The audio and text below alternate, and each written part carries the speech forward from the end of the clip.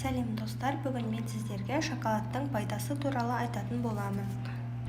Шоколадты жақсы көрмейтін адам кемде-кем. Какао ұнтағынан жасалатын кондитерлік өнім ең алғаш Америкада пайда болған.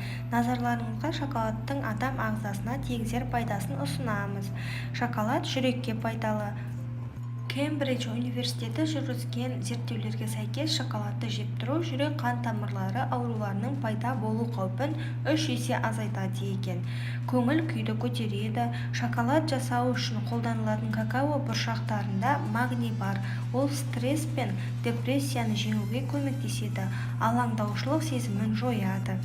Сонымен қатар арықтауға да көмектеседі. Шоколадты құрайтын ингредиенттер метаболизмді жақсартады. Ол жасуша қуатының тиімділігін арттырады және жиналған майларды бейтараптандырады. Есте сақтау қызметін жақсартады.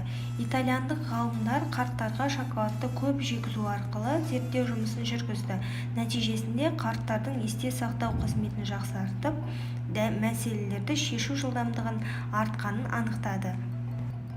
Шоколад жөтелге арналған керемет дәрі. Ғалымдар шоколадта кездесетін теопромин барлық жөтелге қарсы дәрі-дәрмектерде кездесетін кодеинге қарағанда тиімді екенін анықтады.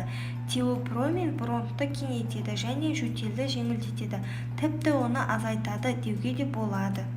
Шоколадтар адамдардың инсулин алу қаупін азайтуға да көмектеседі. Аптасына 1 рет шоколад жеп тұру инсульт қаупін алдағы 10 жыл ішінде 17%-ға төмендетеді, өмір сүру жасын ұзартады. Гарвард түлектерінің 18 жылдан астам уақыт бойы жүргізілген зерттеулері шоколадты үнемі жейтіндердің бұл өнімді пайдаланбайтындарға қарағанда 1 жыл артық өмір сүретінін анықтады.